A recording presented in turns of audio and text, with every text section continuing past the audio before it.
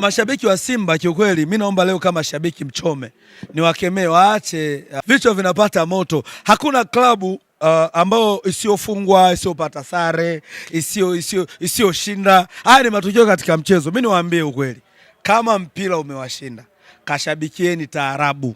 Mnatia hasara klabu. Milioni 5 kwa Simba, hii ni hela nyingi sana.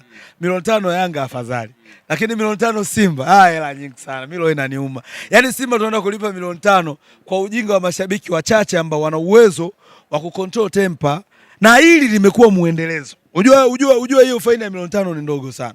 Mashabiki wa Simba inabidi wangefungiwa hata mechi 10 kwenda uwanjani. Haki ya Mungu, au msimu mzima wakafungiwa. Kwa sababu gani?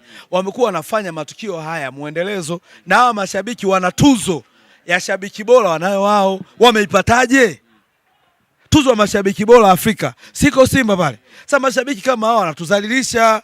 Mimi nachokiomba, hii hukumu tena wairudie. Wale mashabiki inabidi waadhibiwe kwa kufungiwa kwenda uwanjani msimu mzima, na msimu ukianza wachapwe viboko kuingia uwanjani. Iwe kama fundisho. Mwandishi nisikilize, iwe kama fundisho, siku nyingine wasirudie, kwa sababu haya matukio Simba haiwezi kupita, yani miezi miwili mashabiki hawajapigwa adhabu.